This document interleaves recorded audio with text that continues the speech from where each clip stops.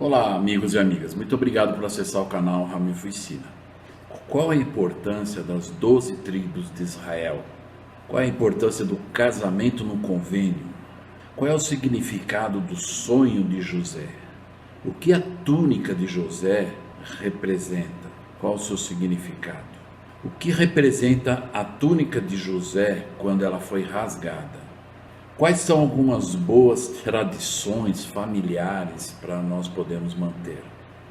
E o que representa o sangue que foi colocado na túnica de José?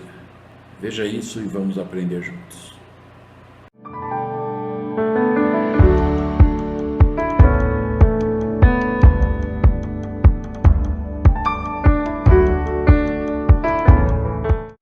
Olá, amigos. Então, sejam bem-vindos a mais esta aula. Então, essa semana nós vamos estudar no Vem Segue-me os capítulos de Gênesis de 37 até o capítulo 41. E nós vamos aprender algumas coisas.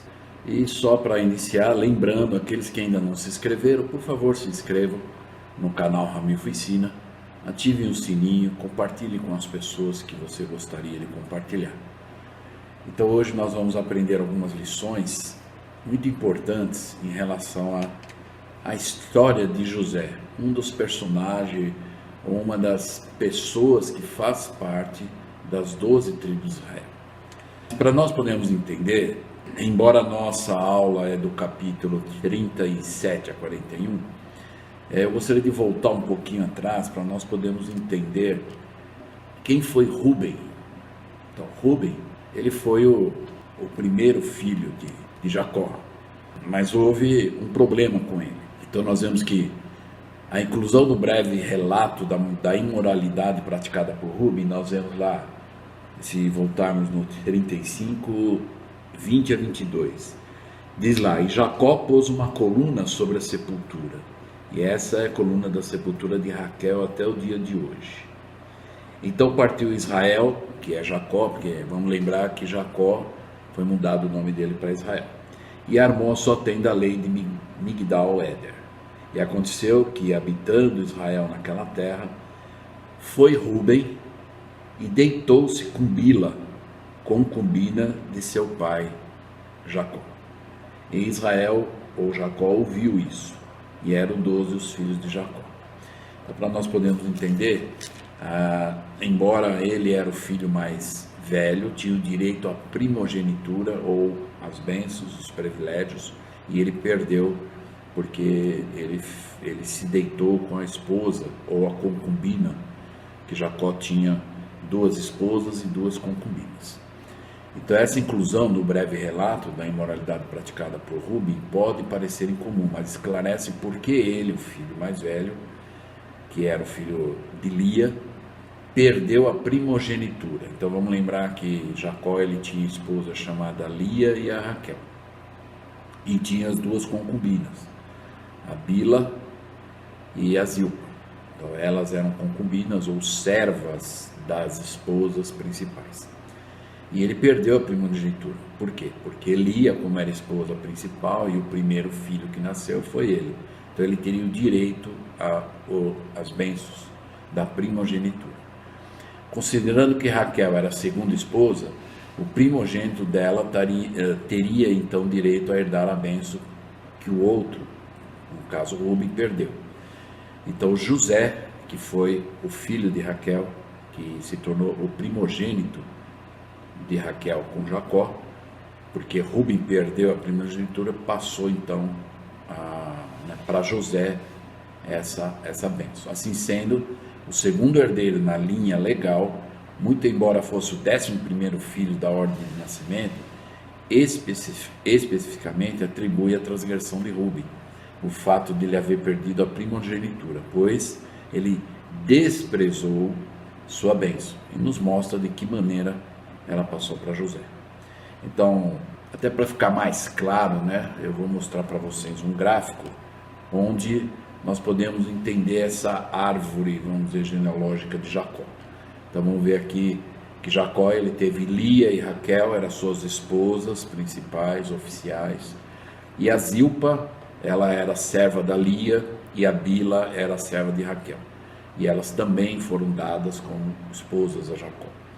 Então Jacó, com a Lia, ele teve os filhos Rúben, Simeão, Levi, Judá, Issacar e Zebulon e a Diná, só que a Diná era uma mulher.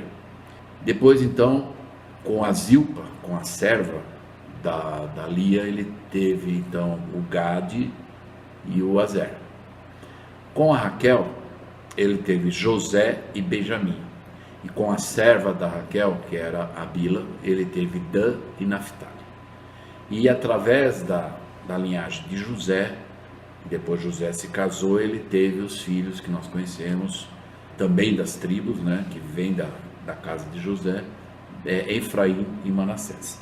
Agora vamos lembrar então que nós vamos ver esse gráfico, que Rúben, ele perdeu a primogenitura, então essa primogenitura passou para o José. Então vamos lembrar só que os primogênitos das servas Bila e Zilpa não eram considerados herdeiros daquelas bênçãos, pois pertenciam às suas senhoras, porque elas eram servas. Então a Raquel e a Lia é que teriam direito com o seu primeiro filho. Então a Lia teve o Rúben, mas ele perdeu a primogenitura, então passou para Raquel, que foi então para José. Ok? Então acredito que tenha ficado claro. Vamos falar um pouquinho das 12 tribos de Israel, né? As 12 tribos de Israel, vamos lembrar, elas se uniram, depois elas tiveram que sair do lugar de onde estavam, e vamos ver um artigo sobre a renovação do convênio, né, que aconteceu. Em nossa dispensação, o convênio feito com Abraão, Isaac e Jacó, e vamos lembrar que de todas as ordenanças feitas e convênios que nós fazemos na casa do Senhor, sempre está atribuído ao convênio com Abraão, Isaac e Jacó. E foi renovado novamente, conforme a doutrina e convênio está registrando. E com a publicação do livro de Mórmon, que o presidente Ezra Taft Benson chamou de instrumento de coligação. E a restauração do evangelho começou a coligação de Israel disperso. Os descendentes de Efraim responderam primeiro e depois os descendentes de Manassés. E agora aquelas duas tribos trabalham de mãos dadas para se preparar para a segunda vinda do Salvador e seu reino milenário. Eventos que verdadeiramente mudarão o mundo. Depois de tudo isso, nós podemos ver as contribuições únicas de ambas as tribos, dos eventos temporais e espirituais, da edificação do reino. Então, Manassés e Efraim, ou Efraim e Manassés, eles juntos, e no livro de Mórmon registra isso, são predestinados a ensinar uns aos outros a trabalhar em uníssono para encabeçar a coligação do resto de Israel. Os descendentes de todas as tribos trarão dons e qualidades únicas para o momento, e todos serão importantes enquanto nos esforçamos para levar esse trabalho adiante. Lembrando então que todos nós que recebemos as nossas bênçãos patriarcais, muito provavelmente a maioria das pessoas pertencem à tribo, a nossa bênção patriarcal mostra isso, ou a tribo de Efraim ou a tribo de Manassés. Por quê? Então vamos lembrar, Ismael é de Efraim, né? Então lembra que os filhos de Leí se casaram com as filhas de Ismael. Então Ismael era da descendência de Efraim. O livro de Mórmon às vezes é chamado de vara de José, ou a vara de Efraim. E o Leí era descendente de Manassés, conforme a Alma 10, versículo 3 nos registra. E Ismael era descendente de Efraim. Então, como nós fazemos parte, somos descendentes desse grupo, então por isso que a maioria das pessoas são ou da tribo de Efraim ou da tribo de Manassés, ok? Vamos nos lembrar que nos vídeos anteriores nós falamos um pouco também da importância, quer dizer, em vários aspectos nós falamos aqui da importância do casamento no convênio, e vimos a história de amor, né, de Isaac e Rebeca, e Abraão e Sara, né, então, e agora também Jacó e Raquel, que nós estamos conhecendo também. Então eles sempre preservaram, ensinaram e foram um exemplo disso, né? Vamos lembrar que as princesas casam-se em castelos. E a importância então de nós vermos as bênçãos do casamento no templo. Lá no versículo 35, 20 a 22, que nós já lemos, que eu li no início, mostrou por que Rubi perdeu a primogenitura. Ele não deu a devida atenção, desprezou esse ponto importante que Deus considerava, e era mandamento para eles, né, de uma certa forma, se casarem no convênio. E ele não fez, quer dizer, ele já quebrou a lei da castidade de uma forma com uma pessoa que já era casada, né, que era a concubina do seu pai. E por causa disso, então, ele perdeu seus privilégios. Um fato que fica sobremaneira esclarecido nestes capítulos é o significado que tinha para Abraão, Isaac e Jacó o ato de se casarem dentro do convênio no templo. Embora nós podemos ter certeza de que essas pessoas, quando habitavam a terra, não eram pessoas perfeitas, mas eram pessoas que buscavam ser terríveis, né? Como nós falamos em alguns vídeos anteriores, que nós temos que ser terríveis, ou seja, obedientes, de pessoas às vezes nos tentarem convencer a sair ou desviar do caminho, né? Mas lá no versículo 37 de Doutrina e Convênios, 132, diz: Abraão recebeu concubinas e elas geraram-lhe filhos, e isso lhe foi atribuído como sendo justo, porque elas lhe foram dadas e ele obedeceu a minha lei, o Senhor dizendo. Como também Isaac e Jacó nada mais fizeram do que aquilo que lhes for ordenado. Então ele está falando de Abraão, Isaac e Jacó. Isso numa revelação moderna para nós. Então nada mais fizeram do que aquilo que lhes for ordenado. E porque nada mais fizeram do que as coisas que lhes foram ordenadas, entraram para a sua exaltação, de acordo com as promessas. E assentam-se em tronos, e não são anjos, mas são deuses.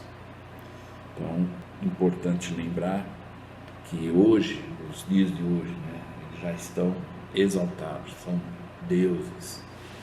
E o exemplo que foram para nós e a importância desse ensino, não só pelo exemplo, mas o ensino que eles deram, que passaram para os filhos. Alguns não deram a devida atenção, desprezaram, e outros seguiram esse curso. Então vamos a respeito do casamento no templo, ou a importância do casamento no convênio. Vamos examinar algumas declarações modernas na nossa época, desde a restauração, feitas por nossas autoridades gerais. Então eu gostaria primeiro de mostrar a vocês uma citação do presidente Brigham Young em relação à importância do casamento no convênio, dos nossos filhos e filhas se casarem no convênio. Então o presidente Brigham Young, ele declarou: sede cuidadosas, ó mães da igreja, e não ensineis vossas filhas a casarem fora de Israel, como muitas têm feito. Ai de vós que assim fazeis, pois perdereis vossa coroa tão certo como o Deus vive. O presidente Brigham Young está dizendo assim, que muito provavelmente, se o pai e a mãe, e aqui ele está se referindo à mãe, ensinar enfaticamente, pelo exemplo, e dizer: olha, não case fora do convênio, há consequências ruins. Nós vamos ver outras citações que falam um pouco sobre isso. Mas ele diz assim, e lógico, nós vemos aqui, talvez alguns vão falar: bom, então Jacó e a Raquel, eles não foram exemplos para o seu filho, que não, ou melhor, que desprezou esse conselho, esse mandamento, não seguiu o exemplo dos pais. Mas eles não têm culpa, porque aqui o que o presidente Brigham está dizendo é: mães, não ensineis isso. Então nós vamos ver um pouco mais à frente uma outra citação que cabe aqui. Então não ensine o contrário do que Deus espera que os pais ensinem seus filhos. Agora, no caminho das circunstâncias, às vezes um filho ou uma filha não vai dar atenção, vai desprezar esse conselho, e algumas coisas vão acontecer por causa disso, claro, porque são consequências. Mas que o pai e a mãe esteja tranquilo ou tranquila de dizer: bom, nós fizemos de tudo, demos o exemplo, ensinamos, falamos, usamos as escrituras, tudo aquilo que era necessário. Uma outra citação aqui é do presidente Joseph F. Smith. Ele disse, ou melhor, ele afirmou: algumas pessoas sentem que não faz muita diferença se uma jovem se casa com um rapaz da igreja. O que ele está dizendo, não importa se seja membro ou não, cheio de fé no evangelho, mas muito poucos dos que fizeram isso escaparam do fracasso, que não deram atenção a esse conselho. Não há nada que eu possa imaginar o presidente falando dele e dos filhos dele, do que se refere à religião, que me afligiria mais do que ver um dos meus filhos casado com uma jovem não membro, ou uma das minhas filhas unida a um não membro. Então vamos lembrar, em uma das aulas anteriores que eu falei sobre a teologia da família, lembrar que não que essas pessoas que ainda não são do convênio, não são membros da igreja, são pessoas ruins. Muito pelo contrário, são pessoas muito boas. Mas eles não são do convênio, eles não, em parte, eles não aceitaram fazer parte do convênio.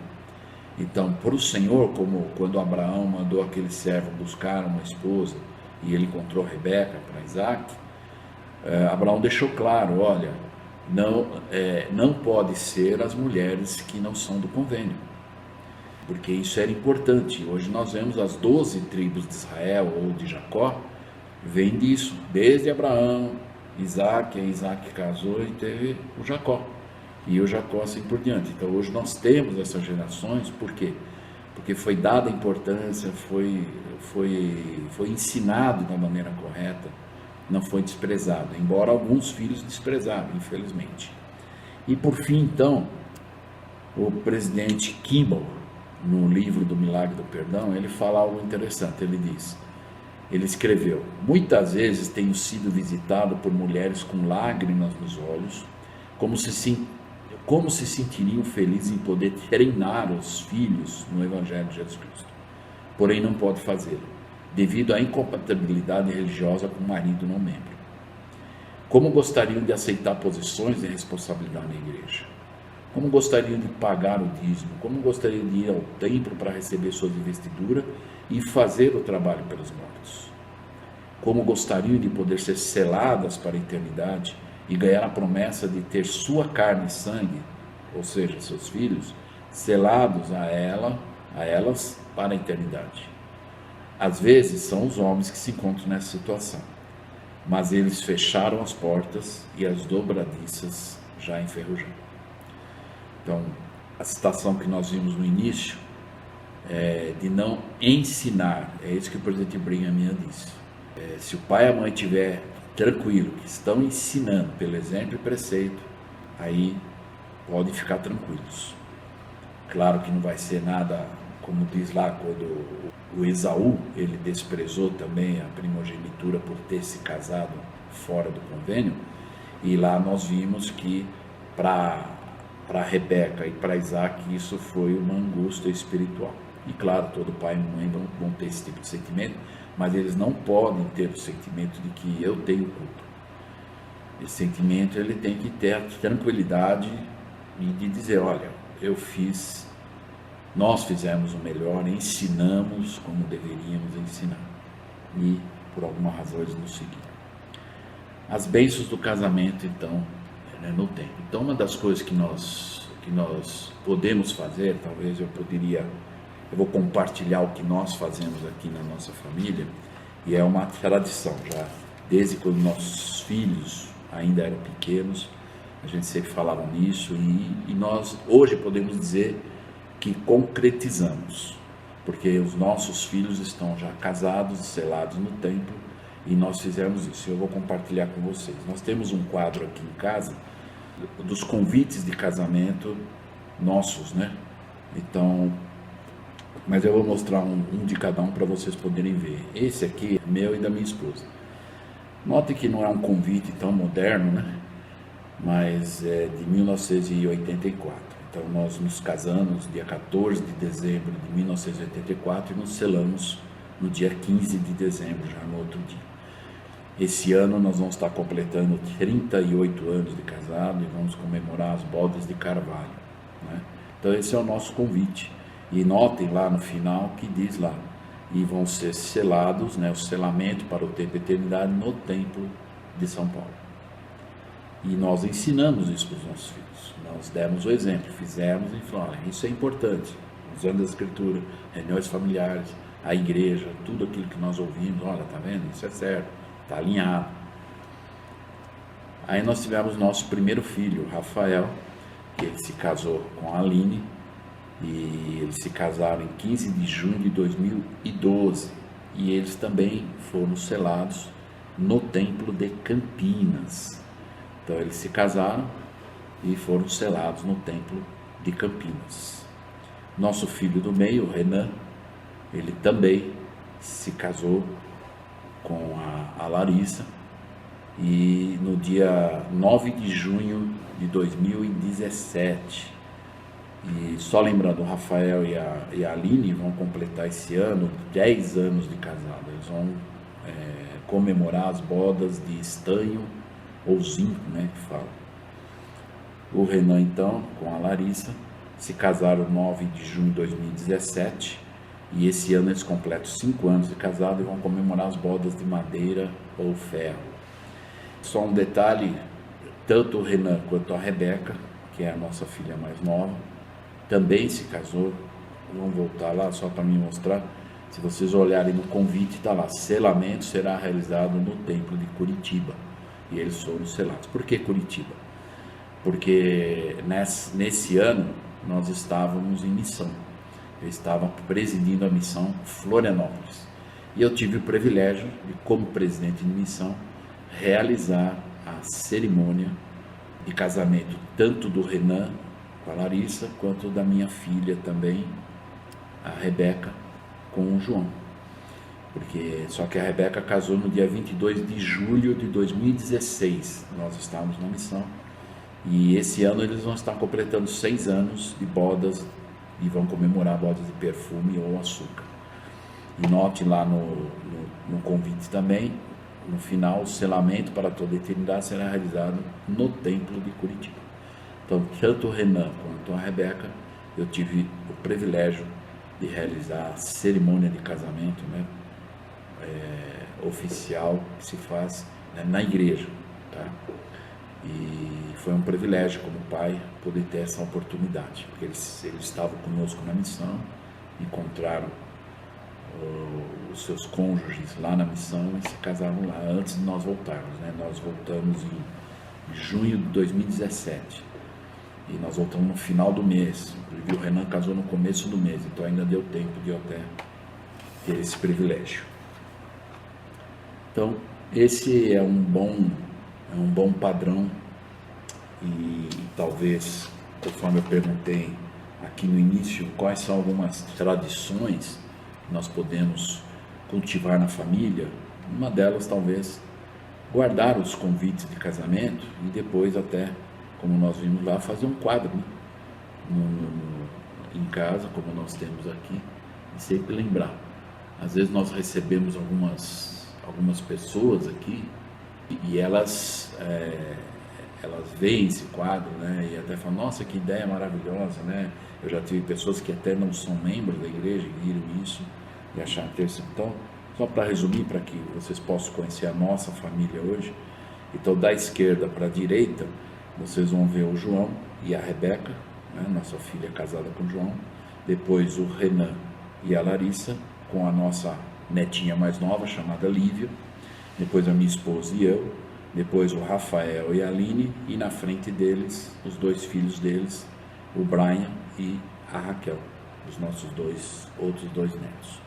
Então essa é a nossa família, todos casados no convênio, selados e, claro, como nós aprendemos lá naquele vídeo da teologia da família, não é só o fato de se selar no templo que está tudo garantido, né, que está tudo feito.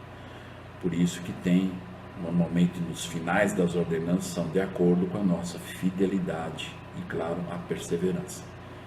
Então nós estamos, todos eles estão firmes, na igreja, chamados, e espero que assim continue, né? Que eu e a minha esposa estamos firmes e pretendemos continuar dessa forma. Então vamos lembrar que a importância então de se casar dentro dos conventos. E nós vamos ver uma outra história, uma história muito bonita, interessante, de excelentes exemplos para nós. E é a história de José do Egito. Então, do capítulo 37 até o 41, nós vamos ver a primeira parte dessa história, que até o momento onde José ele foi convidado pelo faraó para ser a pessoa mais importante depois do faraó. Mas nós vamos ver o que aconteceu antes para isso. Ele foi, na verdade, provado, testado e assim por diante.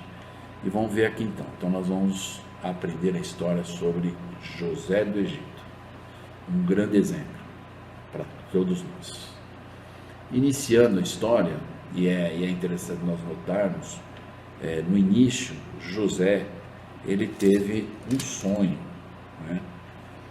Então vamos lembrar que José, ele estava dormindo e ele teve um sonho, e depois ele foi e contou para os irmãos dele: olha, escuta esse sonho. Nós vamos encontrar isso no capítulo 37, do versículo 5 em diante.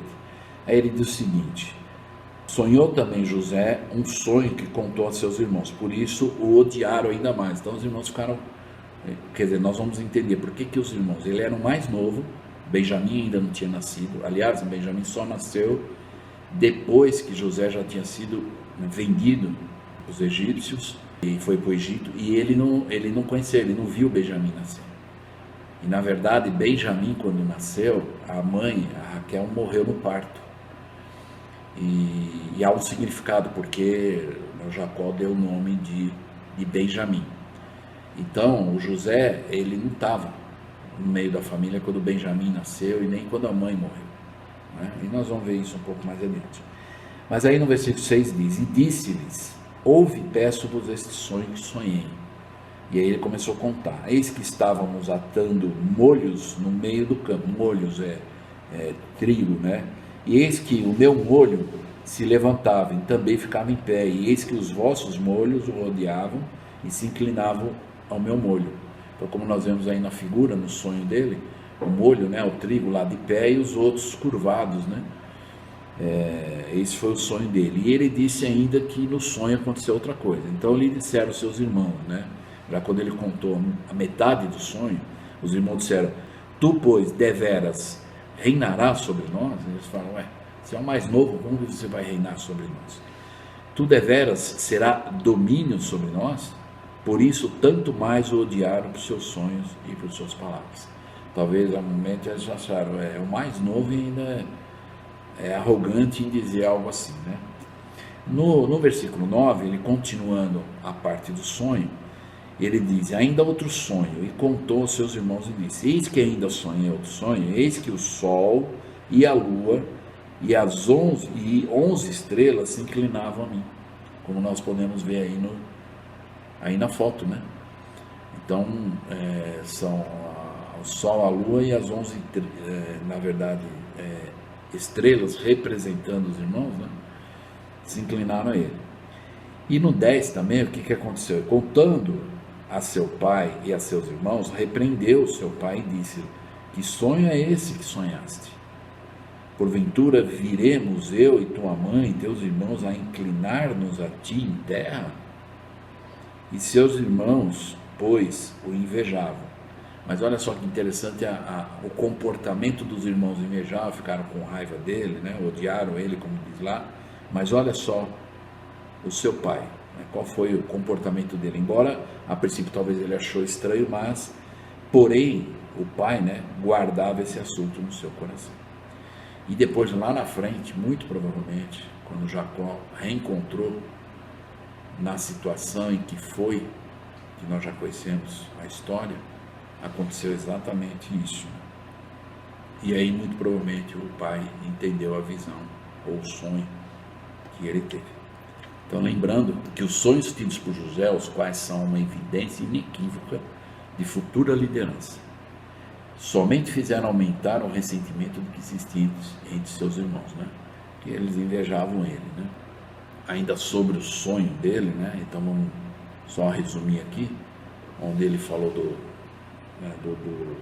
dos molhos ou os feixes, né? Que O dele estava de pé e os outros inclinados a ele, e do sol e a lua e as estrelas inclinando-se para ele também, né? José sonha que seus pais e irmãos se inclinam diante dele.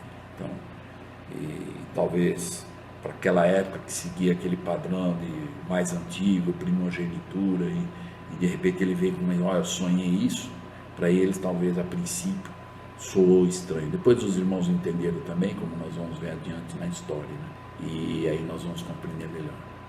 No caso de José, ele ganhou, na verdade, do pai dele uma túnica, né, de cores, né? E essa túnica, talvez alguns vão falar, mas por que deu para o José, né? Então, no caso de José, devia ser um símbolo da primogenitura que o Rubem perdera e fora transferida para José. Então, lembra que o Rubem era o primogênito, talvez essa túnica seria para ele, uma representação da primogenitura. Mas como ele perdeu, isso passou para José, uma representação, o porquê que a túnica passou para ele, né? E aí vamos lembrar que teve um momento em que o Jacó falou para o José, vai ver onde teus irmãos estão, né? O que eles estão fazendo.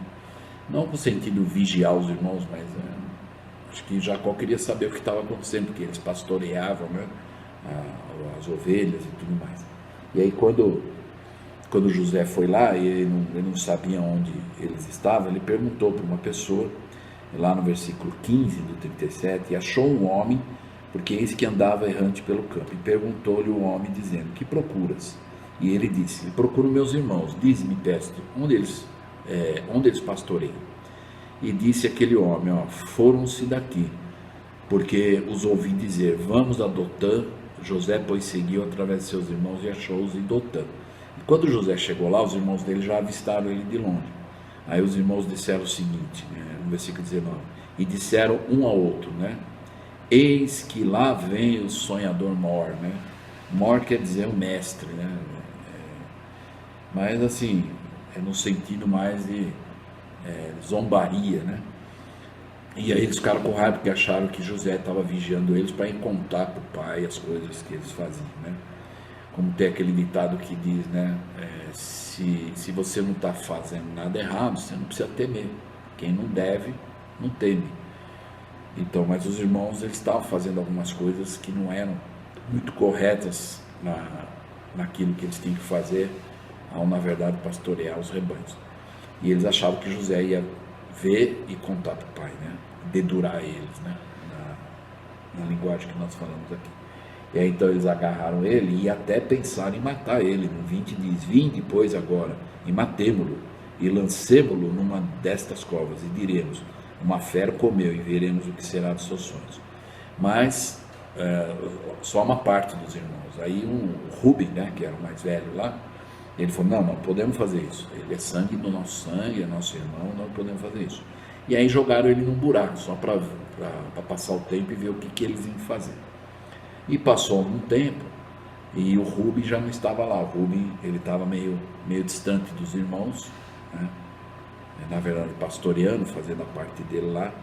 E aí veio alguns homens viajantes que compravam escravos. E os irmãos estão falando, olha, alguém lá teve a ideia, né?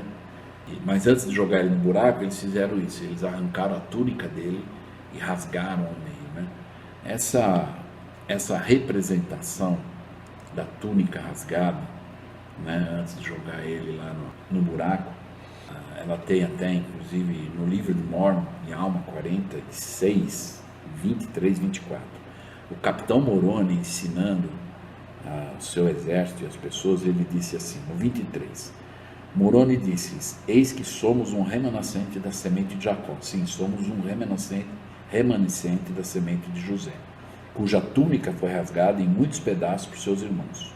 E aí ele explica qual é o significado quando rasgou a túnica. E ele disse assim, sim, agora é isso que devemos lembrar-nos de guardar os mandamentos de Deus. Caso contrário, nossas vestes serão rasgadas por nossos irmãos e seremos atirados na prisão ou vendidos ou mortos. Então aqui era uma representação simbólica do que tinha acontecido com José e a sua túnica que foi rasgada no meio. Era uma divisão. Então, uma divisão eram os obedientes aos mandamentos e outra divisão eram os desobedientes. No 24, então, ele resume, sim, preservemos nossa liberdade, como um remanescente de José. Sim, lembremos-nos das palavras de Jacó, antes de sua morte, pois eis que ele viu que uma parte do que restou da túnica de José fora preservada e não se havia estragado. E ele disse: assim como este remanescente das vestes de meu filho foi preservado, também um remanescente da semente de meu filho será preservado pela mão de Deus, que o tomará para si, enquanto o restante da túnica, que não durou, ou que não foi preservado, da semente de José, perecerá, como o restante de sua túnica. Então essa é a representação simbólica no momento que essa túnica, foi rasgada pelos irmãos. E lembra que nós falamos em alguns vídeos anteriores o protótipo, de algumas coisas, ou representações de algumas coisas, e essa é na verdade uma delas, E aí o que aconteceu foi que eles rasgaram a túnica, jogaram ele no buraco, esperaram um tempo, o Rubi não estava lá no meio, e aí passou uma caravana lá de compradores de escravos, e aí os irmãos então decidiram vender ele, ao invés de matar, para ter o sangue inocente nas mãos, eles resolveram vendê-lo. Então lá no 26 diz: então Judá disse a seus irmãos: que proveito haverá em que matemos nosso irmão e escondamos o seu sangue? Vinde e vendamo-lo a estes ismaelitas, e não seja a nossa mão sobre ele, porque ele é o nosso irmão, nossa carne. E seus irmãos obedeceram. E aí então eles venderam José para aqueles compradores de escravos, E aí nós sabemos que José foi para o Egito como escravo, ele foi comprado e ele era obrigado a ser servo, ou escravo, porque era a época funcionava dessa forma. Então aí os irmãos então eles retornaram, lá no versículo 32, porque eles tinham que dar uma justificativa para Jacó, dizendo assim: bom, onde está José? Então eles bolaram um plano, e aí eles pegaram aquela túnica e eles mataram um animal, e com o sangue desse animal eles mancharam a túnica, e levaram para Jacó. E lá no versículo 32, então eles chegando com essa túnica, eles disseram: e enviaram a túnica de várias cores e mandaram levá-la ao seu pai, e disseram: achamos essa túnica, reconhece agora se essa é ou não a túnica de seu filho José? E Jacó diz: e reconheceu-a e disse: é a túnica de meu filho, uma fera comeu, certamente José foi despedaçado. Então para Jacó, José tinha, como ele falou para ir atrás dos irmãos, talvez ele se perdeu no caminho e foi para um lugar perigoso, e as feras daquele lugar o mataram, E então Jacó rasgou as suas vestes e pôs panos de saco sobre os seus lombos, e lamentou seu filho por muitos dias. E levantaram-se todos os seus dias, filhos e todas as suas filhas, para o consolar. Recusou, porém, ser consolado, e disse: porquanto, como choro, hei de descer ao meu filho até a sepultura. Assim chorou seu pai. Então, os irmãos criaram uma situação muito, muito delicada, horrível, no sentido de o pai, Jacó, pensar que o filho dele sofreu. De certa forma, Jacó, ele que mandou o José, ele que mandou o José ir atrás dos irmãos, e aconteceu essa fatalidade, E aí então, até esse ponto nós vamos entender a primeira parte dessa aula, que eu vou parar por aqui, e vamos dar continuidade do que aconteceu com José depois que ele foi vendido. Ok? Então eu espero que nós possamos ter aprendido algumas coisas, e até o próximo vídeo.